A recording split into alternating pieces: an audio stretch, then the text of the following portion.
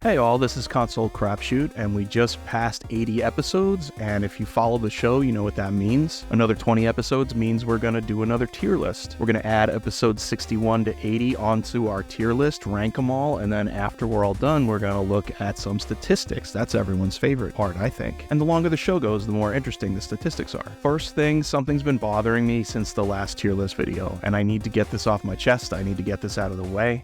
Grand Theft Auto 3. Grand Theft Auto 3 is great. It meant a lot. But when I was ranking it on the tier list, it's still a 5 out of 5, but when I was ranking on the tier list, I was thinking my memory of it and where it stands. I was thinking more about Vice City and all the other games that came out after it, San Andreas. Grand Theft Auto 3 don't really hold up much, so I am going to do something crazy and I'm going to slide this down here. I feel much better with that. It's still a 5 out of 5. It inspired so many games that were better than it, but you try playing Grand Theft Auto 3 now. So I got that off my chest. Let's move on. Let's start with episode 61, and that was Rap Jam Volume 1 for the Super Nintendo. This game was really bad.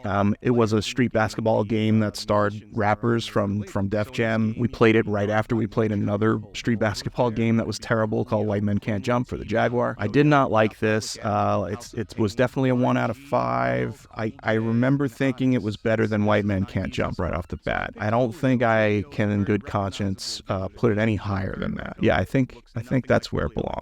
Episode 62, we played Alf for the Sega Master System. Super frustrating game, but I had a guide and cheat codes, so it was less frustrating for me. With the guide and cheat codes, it's really short, which was also fine by me in this case because it was not a great game. But that said, I want to say I had more fun with it than any of these ones. It was not that bad. It just didn't quite hold up to the 2, so I'm going to make it the highest one. Episode 53 was Magician Lord for the Neo Geo. That was our first Neo Geo game. We finally got one. It was a big day. It was an early Neo Geo game, and it was an arcade game that I remembered. It was just designed to, let's see how many quarters we can get out of these kids. It was just absurdly hard with, hard is fine, but if it is, meant with purpose, if it's hard with purpose, then it's cool. But this was just hard. It was pretty to look at. It was fun to play, but ultimately just a 3 out of 5. I think, let's see, 3 out of 5s. It was fun. I think Magician Lord, is it better than... Yeah, it's better than a lot of these, but I'm going to have to put it right above Zatch Bell, but not as good as Pinball Quest. I think that feels right for Magician Lord. Episode 64 was interesting. That was the Legendary Axe for the TurboGrafx 16. That was interesting because it was a game that was just like Magician Lord in, design-wise, but it was technologically way worse, way less advanced, but it was designed better. It was more fun to play, not just because of difficulty, but it was just lacking the sheen of Magician Lord, but sometimes it's not about that. I gave it a 4 out of 5, it's not a high 4 out of 5. I would think I want to put it better than James Pond 2, but below Sega Bass Fishing. I think that feels about right for Legendary Axe. Episode 65 was Beavis and Butthead for the Sega Genesis. This one was tough. I feel like I was tough on this game, but it was pretty poorly designed. It was, if you watch other YouTube videos on this game, they're pretty rough on it. I enjoyed it. It's funny, it's creative, it's different. But I rented this so many times as a kid from Blockbuster, and there was a reason I never bought it. It's because deep down, I knew it was a 2 out of 5. And let's see though, I would say it's a high 2 out of 5 for sure. It's better than a lot of these. I'm gonna have to put it, not quite as good as Afterburner. That's a classic that just was kind of a bad port, but better than Mad Maestro. I'm gonna stick it there. Okay, let's see what was next. Episode 66, Baldur's Gate Dark Alliance for the Game Boy Advance. This was pretty impressive. I liked this for a Game Boy Advance game. I mean, it was pretty cool, and it was a tight port when you compare it to the PS2 game that came out. Really fun. I mean, I'm not a huge handheld game guy, but this is definitely one I could get down with. I want to say, it was a 3 out of 5. This is good. Better than a lot of these. I'm going to say it's better than Tokyo Xanadu, but not quite Sonic Shuffle level. That game was too fun. Okay, episode 60. Oh wow, episode 67 was Star Control 2 for the 3DO. This was a huge surprise. When you think 3DO, you don't think masterpiece games. But this is one of the biggest surprises I've ever had playing a game I'd never heard of. Really, this is a matter of it was a 5 out of 5. I went up here and I debated whether it was it the best game we ever played? No, I mean, it's absolutely the most underrated game we we've played on the show, hands down. But, can we put it above Super Mario 64? Damn, I don't know about all that. I'm going to put it above Fable 2. I can't put it above Mario 64. It's just too good and it holds up too well. But it's close. I'm going to be honest. Again, play Star Control if that's your thing. Mario 64, I feel like, can be everybody's thing, but Star Control is not as accessible. So I'm going to stick it right there. Still amazing. Episode 68 was Sonic and Sega All-Stars Racing for the Nintendo Wii. Had some friends over to play this one. This one was really fun. What do we give this one? This was a 4, actually. Fun game. Looked better on other systems. Looked pretty bad in split screen, but it did okay with the Wii mode. It was fun. It was fun to play. I liked it. Overall, solid fun time, and led to me playing some more Wii games. That was a 4. Let's see. Better, more fun than a lot of these. I want to say Sonic Racing better than Spyro, but not quite as good as Conker's Bad Fur Day. Yeah, I'm gonna stick with that. Episode 69 was Psychonauts for the Xbox. Classic game. In my mind, in my memory, that's a 5, but I actually ended up giving it a 4 because of how it held up. So creative, so fun to play. Love this game. It can be frustrating at times, but, I recommend it wholeheartedly. I'm gonna put this one as a very high 4, higher than Wampum, higher than Dissidia. This is tough. Is it better than X-Men Legends? Because I loved X-Men Legends. I feel like X-Men Legends is a little more replayable, but Psychonauts is amazing. Definitely not, I wouldn't put it as high as Puppeteer. They're kind of in the same wheelhouse. Puppeteer is really amazing. So I'm going to put Psychonauts right there between Puppeteer and X-Men. Episode 70 for that was the guy game for the Xbox. Man, I was really nervous about putting this episode out because of the subject matter, and I explained it in the episode as to why, but I couldn't even show much of it. It is abysmal. It is just next level bad. I couldn't even show the game in the episode. Interesting story though. I'm glad we got a chance to talk about it, and I'm glad that my channel still exists and the algorithm didn't notice it. Definitely a 1, and I think when I gave it its ranking, I said, is it the worst game we ever played? I think so. Is it worse than Highlander: The Last McCloud for the Jaguar CD? Yeah. That's a new worst game. Definitely, I feel good about that. We had a break from the adult material with episode 71. That was Super Baseball 2020 for the Neo Geo CD. Essentially the same game as it is for the Neo Geo. It's fun. It's limited. It's a baseball game. There's not much to it. Again, it's a Neo Geo game, so it's just really not designed with a lot of single player forethought. It's made to get quarters, but it's a lot of fun. I gave it a 3 out of 5, and it's a fun game. Let's see, 3 out of 5. Super Baseball 2020. I want to say it's better than Aggressive Inline. I think I'm going to put it above Aggressive Inline for the GameCube, right below Zatch Bell, Mamoto Fury. That feels right. And then we get back to the adult material with episode 72, Immortal Desire for the 3DO. This was essentially an adult film. It was not a game, and because it was not a game, it didn't really qualify for much in terms of game rankings. I gave it the very first 0 out of 5 on the show. I hope that never happens again. I'm not going to make another tier here for the 0 because we're running out of room, but I'm just going to put it at the bottom. So Guy Game was the leader for the worst game, and it did not last long. Immortal Desire passed it right up. It was a pretty fun episode to work on. It was a lot of blurring things and covering things, but absolutely horrendous. And then we had what was it, WWF Royal Rumble for the Sega Genesis. I had my cousin over, we were playing that one. I gave it a 2 out of 5. Not fun, you know, it's hard to rank games like this. It's just so bland. It wasn't exciting. There was just nothing about it, but it wasn't the worst thing in the world. It was just there. On the 2s list, and this is starting to lag. The site is starting to lag because I got so much stuff on here. I'm gonna say it's right below Riot Zone. Riot Zone was too fun of an episode. Yeah, I'm gonna stick it right there between Riot Zone and that Super Graphics game, the Japanese Super Graphics game. And then we had episode 74. That was Daxter for the PlayStation Portable. I gave that one a 3 out of 5. And that was almost a 4. It was just lacking a little bit. I really liked it. I wish the PSP had the second analog stick. That's kind of my big complaint about that system, and also the Dreamcast. As much as I love Dreamcast and Dreamcast games, by the time the PSP came around, we should have had that. Well-designed game, really fun, real pretty. It was cool. This might be up there for, wow, is it going to pass Puppeteer on the 4 list? It's a really high 4. Is it as good as Puppeteer though? Man, is it as good as Psychonauts? I feel like it's Is it as good as X-Men Legends? I'm going to put it above X-Men Legends, and I can't quite give it more than Psychonauts.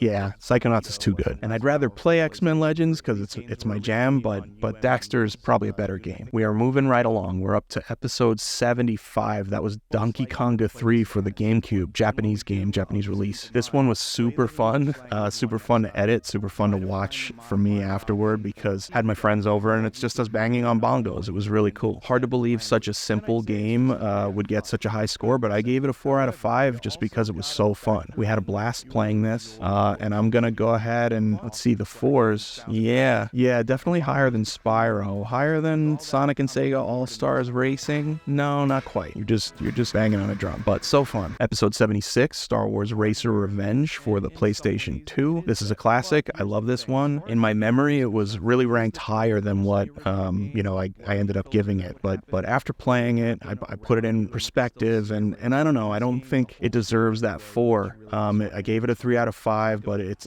very high on the 3 out of 5s. It edges out all these. I'd say it's better than Vigilante 8, definitely. Maybe not quite as high as Time Stalkers. Time Stalkers is a unique, cool thing. I feel good about that. Star Wars Racer Revenge is really good, and I'm sad that I didn't put it higher, but I can't feel bad about it. It's just, it's just a ranking. Then we had a really cool game in episode 77. That was 3 Dirty Dwarves on the Sega Saturn. That was a 4 out of 5, and I really loved this game. It was so cool, so unique, and I had never heard of it, and a lot of people got back in the comments, and they'd never heard of it. It's just such a weird gem to come across. Just so happy we got this, and I just kind of want to play it again. It was so stupid.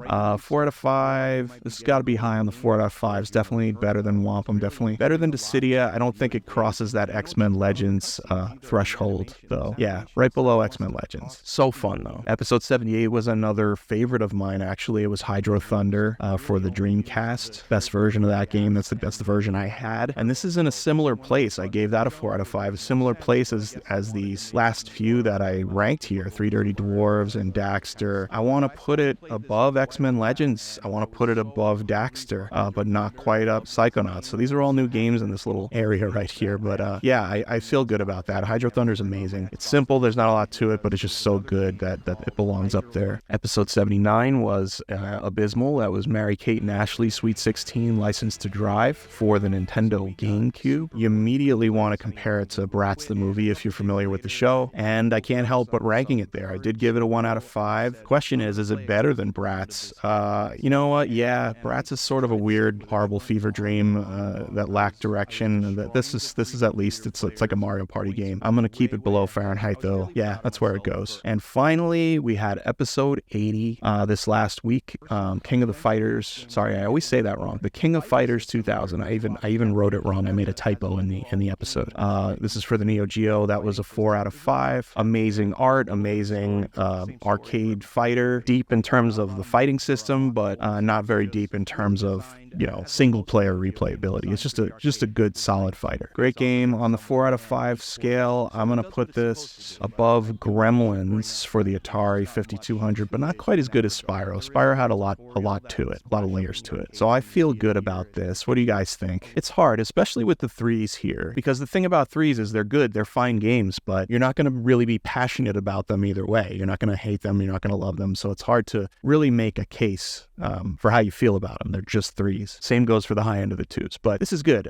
We've got 80 episodes on here now. This is great. And that means now we should go over to the statistics. And we've got a little treat today. One of the followers of the show on TikTok reached out and they wanted to make some statistics, some graphics for us. So hats off to SnowGimp who did that for us. People really like statistics. I thought I'd be the only one who would be excited about the statistics, but people get excited about it and I get it. So SnowGimp made us a couple of graphics here. Let's go to the first one by system. And these two graphics, we'll put these two next to each other here real quick.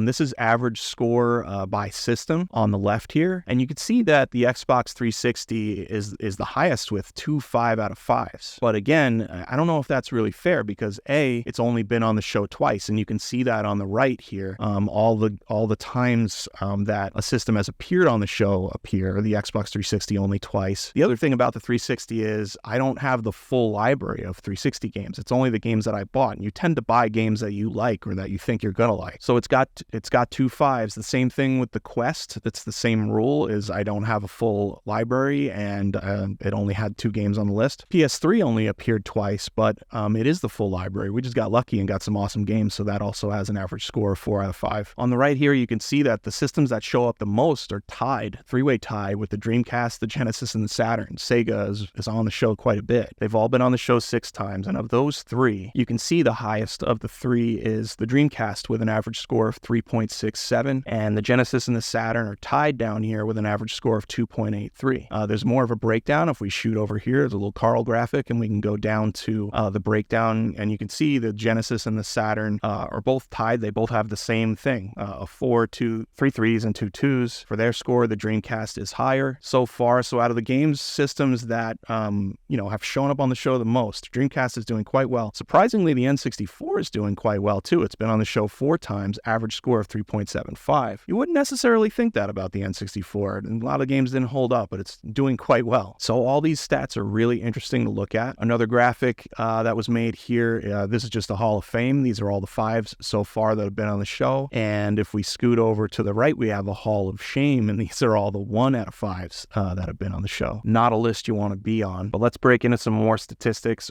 These are the year, average score by release year, and the year that's appeared most on the show. On the right here, you can tell by far 1995 has been on the show 9 times. The year 2000 has been on 7 times, and so on and so forth. 2008 and 2014, both good years for the show, but those, as you can see, have only been on the show. 2008's only been on the show twice. 2014's only once. I'm curious about 1995 because it's been on so many times. Average score for that is a 1.33, so not great. Year 2000, though, with 7 appearances, not too bad, a 3.57. 1996 and 2002 also on the show quite a bit, but not great averages. And over here, I kept track of the episode times just for myself. I don't think that's very interesting for the viewers, but it's interesting to see it here. Average episode time is 5 minutes and 7 seconds, and you can break this all down.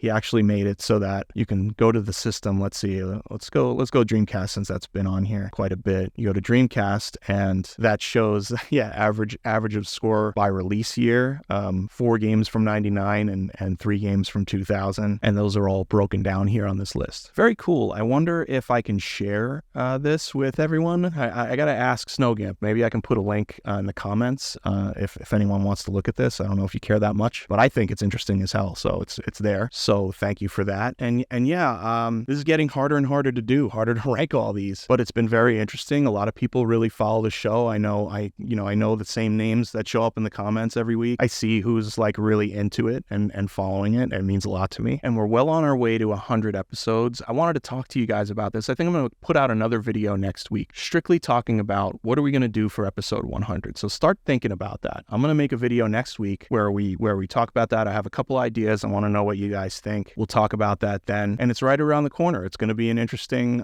time. I got a lot of things going on in the next 20 episodes. I'm going to Denver next week. So if any of you are from Denver or familiar and you know of some good retro gaming stores or something I should check out, please let me know. Also, I believe right about episode 89, I'm going to be having surgery. I think the day of episode 89. So just a little note, if I die, fun fact, go to my YouTube page, because not a lot of people follow me on YouTube, but YouTube allows you to schedule future episodes. So you can check out maybe like the 3 or 4 or maybe even 5 if I get ahead of it, episodes that air. They're just going to keep posting to YouTube post-mortem. So that's exciting. That's going to be like pretty cool. I'll be putting stuff out, long after I'm gone, like Tupac. But hopefully that doesn't happen. I mean, let's find out together. Sorry, I didn't mean for the dark turn at the end of the tier list, of the goofy video game tier list video.